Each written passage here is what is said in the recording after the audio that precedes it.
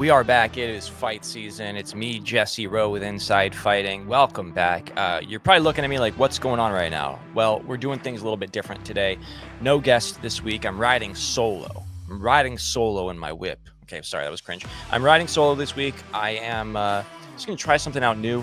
Maybe you can start doing this in future episodes, just sort of giving my raw, unfiltered takes on the top stories this week in MMA and boxing, and because we do have some good ones this week. So I wanted to share some opinions here, and let me know in the comments what you guys think. If you agree with me, you disagree with me. I'm interested in hearing what you have to say. Maybe I'll go live on future episodes if I'm going to do this, and then I can interact with you guys more there. But we got a lot to talk about this week. We got Jon Jones saying he doesn't want to fight Tom Aspinall. We got, is he ducking Tom Aspinall at this point?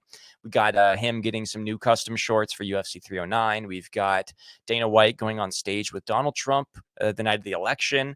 We've got Michael Chandler saying he wants a title shot if he beats Charles Oliveira. We've got Colby Covington making some interesting comments. So we got plenty to talk about this week. Stick along for the ride here. And let's start with Jon Jones here. Let's start with Jon Jones. So Jon Jones did an interview with Kevin Iole, who's an MMA and combat sports reporter.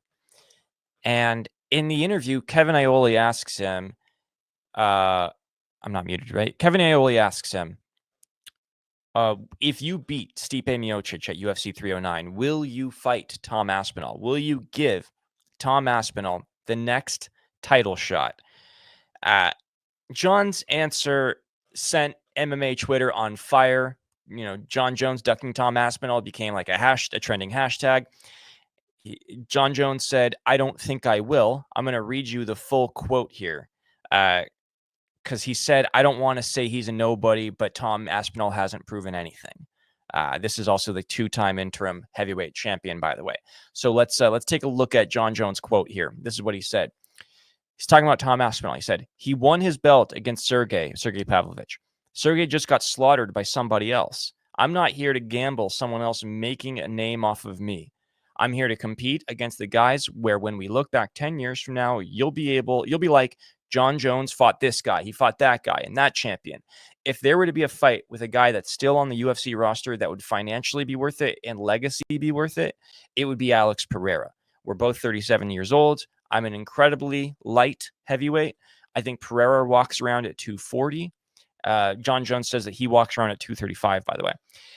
I think that fight would go much further on my legacy than a guy who's cool today and maybe gone tomorrow. I remember a time when the whole world thought Johnny Walker was going to be the guy to beat me. No offense to Johnny Walker, but we've all seen how his career has played out.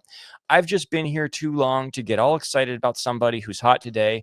I'm here for legacy. I've been gambling for way too long to just take random fights. Now, interesting that he brought up Johnny Walker there, comparing Tom Aspinall to Johnny Walker, who's never won an interim title. Tom Aspinall has won 2 interim titles in the time that Jon Jones has been on the shelf with a shoulder injury. So Tom Aspinall is definitely not a nobody. He's definitely somebody. He's definitely earned his shot at the heavyweight championship. There's precedent for this. When you win the interim title, sometimes you get elevated to the champion. Just look at the Robert Whittaker situation before Israel Adesanya became champion. Interim championship has to mean something. And when Jon Jones says that I don't want to take a gamble so somebody can, build their name off of me. I mean, that's what Jon Jones did. Jon Jones was given opportunities by guys like Shogun Rua, Rampage Jackson, other guys. I know that obviously he was a champion at that time, I believe, but Jon Jones was given opportunities by fighters to build his career off of when he was young. So for him to say that might be a little disingenuous. It could be mind games from Jones too. He could just be sort of trolling Tom Aspinall, trying to get in his head a little bit. But him saying that he wants to fight Alex Pereira, I do think is interesting. I do think it's a great fight. Don't get me wrong. But I also think it is, Alex Pereira has to take care of Magomed Ankalaev first. And that fight hasn't even been booked yet. So it seems to me like this is the fight to make. And even Dana White has said that he believes Jon Jones will fight Tom Aspinall if he beats Stipe Miocic. He's even said that he believes Stipe Miocic would fight Tom Aspinall if he beats Jon Jones. I think it's more likely that he would retire. I think it's very possible Jon Jones will likely retire. But Jon Jones also put out a tweet earlier today, and his tweet said, "At this point in my career, every decision is rooted in purpose. My journey isn't dictated by hype or outside opinions. It's about crafting a legacy that speaks for itself one step at a time. I'm here to do what's right for my career and my legacy with a vision that's clear and unshakable, focused, driven, and in complete control of myself. The story continues, and it's unfolding exactly as I've envisioned," clearly responding to the criticism that he's ducking Tom Aspinall. So let me know, what do you guys think? Do you guys think that Jon Jones is ducking Tom Aspinall? Do you think this is much ado about nothing? Do you think this is just mind games from Jon? Let me know what you think. Because it seems to me, I don't think he's ducking Tom Aspinall. I do think it's something that he didn't want to happen. I think Jon Jones had a plan in mind for 2 more fights, get the championship from Gon, and then beat Stipe, and then he can ride off into the sunset. Maybe fight Pereira if that time came for it, because it might be an easier fight than Aspinall. I know I'm saying Pereira being an easy fight. I get it. Don't come after me. I'm just saying, might be an easier fight from like a grappling and wrestling standpoint. Also, he's lighter than Jon Jones. I don't care what Jon Jones says about what his current weight is. That being said, I do think that Jon Jones is a little inconvenienced by the Tom Aspinall situation. Getting his shoulder injured like this was definitely not part of his plans. And now here's Tom Aspinall knocking at the door. Clearly is the fight to make for the UFC. Makes way more sense than a Stipe Miocic fight. So when Jon Jones talks about legacy, this Stipe fight is your legacy fight. It is your legacy fight. And if you go after this fight, if you go off into the sunset, they're going to hand Tom Aspinall the heavyweight championship on your way out the door, just like he said. They're going to eventually give it to Tom Aspinall or just elevate him immediately to a vacant title fight. So, Jon can say whatever he wants, but that's just the truth. And I say this with all due respect to Jon Jones. He is a legend, and Jon can pick and choose to fight whoever he wants. But if he doesn't fight Tom Aspinall after beating Stipe Miocic, it is something that will always sort of follow him.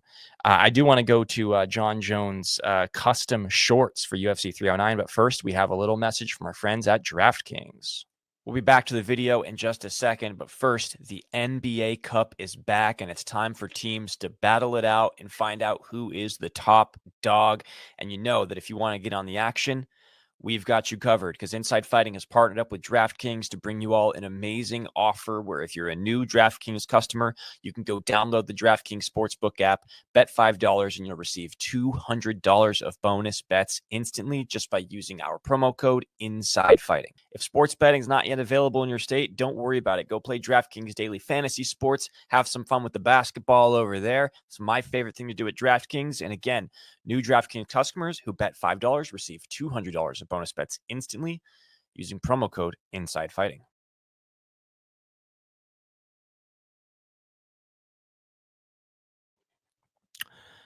Shout out to DraftKings for sponsoring this video, taking care of us.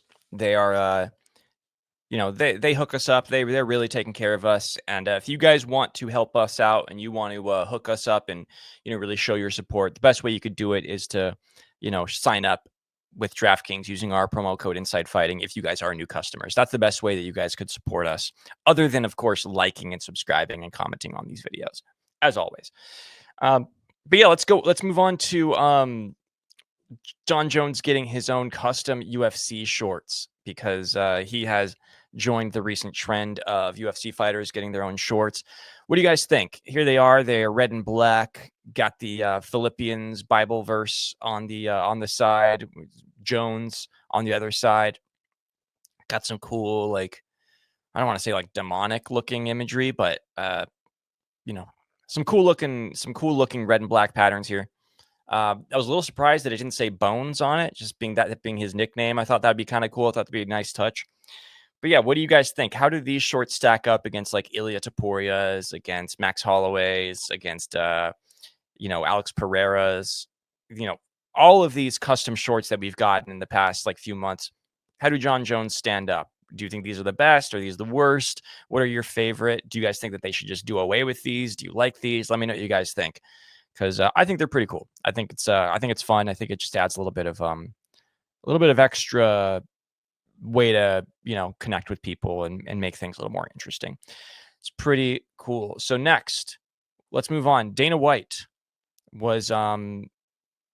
showed up for the election the other night. He got on stage with Donald Trump as Donald Trump was elected the 47th president of the United States. Dana White got up on stage, gave a speech, basically said some nice things about his good friend, the Don. Also thanked the Nelk boys and Joe Rogan and Aiden Ross, which was kind of funny. And look, I don't want to get political here. This isn't a political show. I don't know what side of the aisle you're on. I don't care. I'm not making this about that. I just thought it was funny that he thanked the Nelk boys and Aiden Ross while on stage speaking as Donald Trump had just been elected president. I thought that was a funny moment. So yeah, this led to me thinking, how far the UFC truly has come, how far they really have come when you consider that the UFC for a long time was considered this like violent, edgy, grifty sort of like on the fringe of society type of sport. And to where they are now, where the president of the UFC is standing on stage with the president-elect of the United States, giving a speech for that president, being one of the main speakers for that president, introducing him. An incredible moment. Just shows how powerful the UFC is, how influential they are in society now, how prevalent they are in our society and how far they've come. Pretty remarkable and surreal to watch. It led people to speculating whether or not Dana White has a career in politics, believe it or not. There were people who were speculating maybe Dana would actually have a role in Trump's cabinet, would have some sort of job within the White House, being some sort of ambassador or employee or something. But Dana White poured some cold water on that, saying that he has no political aspirations. And this was also in response to some betting sites. I'm going to add this here. There were these betting sites that were putting Dana's hat into the ring as a potential 2028 presidential candidate. There were betting sites that were putting him at 1,000-to-1 odds to be the next president after Trump. And Dana poured cold water on that and said that I have no political aspirations. So unfortunately, Dana White will not be the next president of the United States. But still funny that you can bet on that at 1,000-to-1 odds. So if you feel like making a little sprinkle, I don't think you can do it on DraftKings. Just FYI. But yeah, so just a pretty remarkable moment, interesting to say the least. And the next point is, you know that Dana White, because he went up on stage for Trump, you know that Trump's probably going to return the favor, and he's going to be showing up at UFC 309 at Madison Square Garden in Trump's hometown next week. You know he's going to be making the walk with Dana White into UFC 309. And it's probably going to be a crazy moment. It's probably going to be crazy. And would you guys bet money on it? Do you think Donald Trump shows up to UFC 309? He makes the walk to a lot of UFC events. They might have to beef up security a little bit for this one. My money is on yes. My money is on that Donald Trump will be showing up to UFC 309. So next we have Michael Chandler, who is fighting at UFC 309. He has been in the news a little bit this week. Sorry, hold on here. Let me add this. So Chandler did an interview, and he also did an interview with Kevin Aioli, where he was talking about his fight with Charles Oliveira.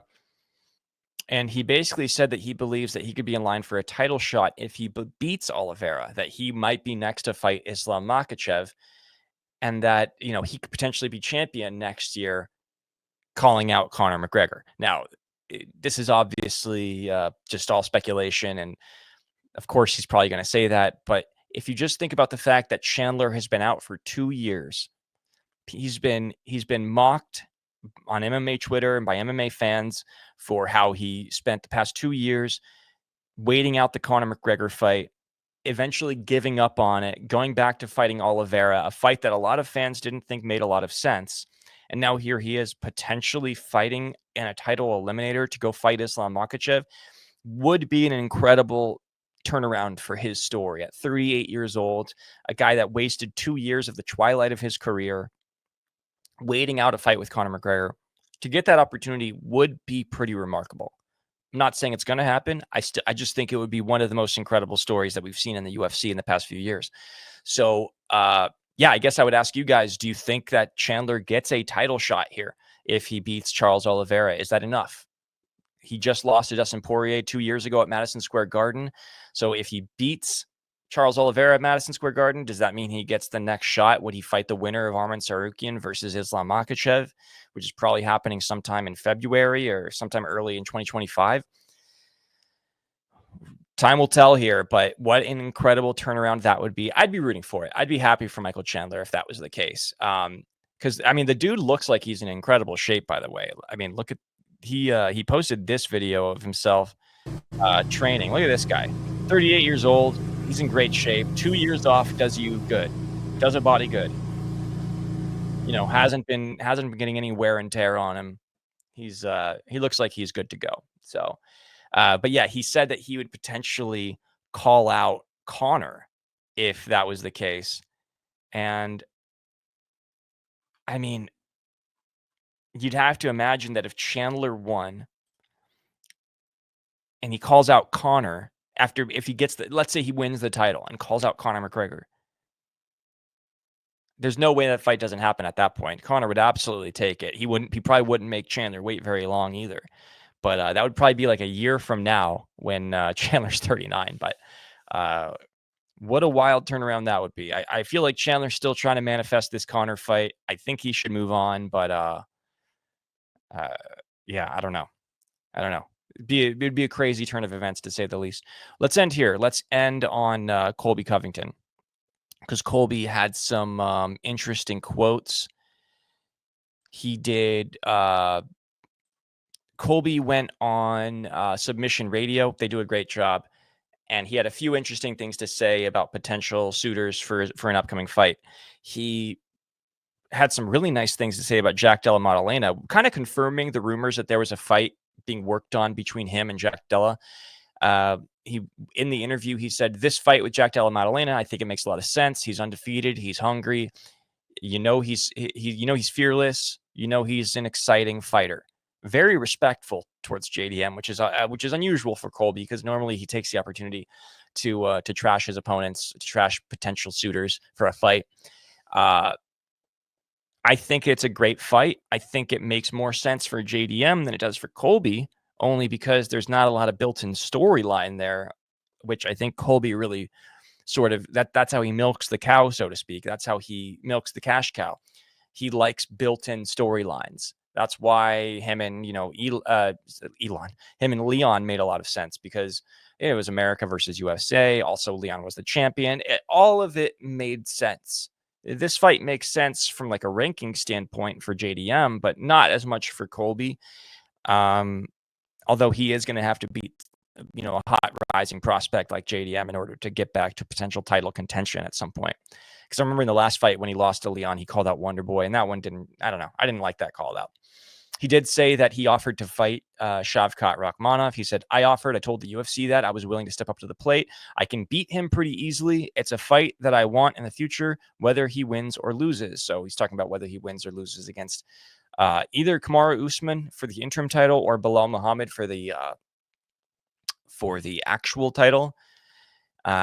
This is a fight I thought the UFC should have made like 6 or 7 months ago, before Shavkat fought Wonder Boy. I thought that Shavkat versus Colby was the fight that made sense. When I was doing my own little personal matchmaking, that was the fight I wanted to see. I feel like Shavkat sort of passed that fight now. Colby calling for it makes sense. But I also think that like Colby needs some like pushback on the microphone. Shavkat doesn't speak a lick of English. I just feel like it just wouldn't land as well if Shavkat doesn't understand. I just feel like Colby's in his element when he has somebody on stage that he can rattle with his words. And if the guy doesn't understand you, it has to be done through translation. I don't know. I just feel like I feel like Colby can't do the mind games as effectively in that scenario. Then the other quote he had was about Paddy Pimblett. No, I didn't see what Paddy said. This one caught me off guard, but apparently Paddy said some stuff about Colby that Colby didn't like. And then Colby was really laying into Paddy, saying that if they were to fight, we'd never fight again. It'd be the last time that he'd ever have in the octagon. I would beat him silly from pillar to post. I'd beat him so bad, it'd be one of the worst beatings in UFC history. Now, this is a fight I could get behind. This is like an ultimate just money fight.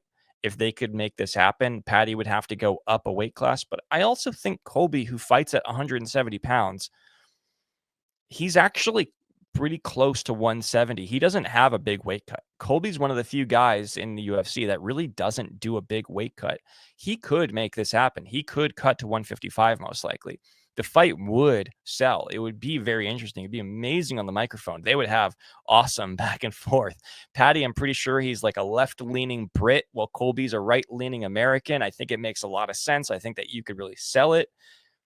Time will tell on that. I don't think it ever happens, but it was still fun. I still love the idea of a Colby Covington versus Paddy Pimblett fight. So yeah, that's all I got this week, guys. I know that this was a little bit of a weird episode. I just wanted to change things up a little bit. I wanted to sort of just cover some topics and give my takes on them, especially without a guest. It doesn't need to be super long, but let me know. Do you guys enjoy this format where we just ride solo and give some hot takes? Maybe I could go live and I could interact with you guys and have some conversations, react to some comments and things like that. But let me know what you guys think.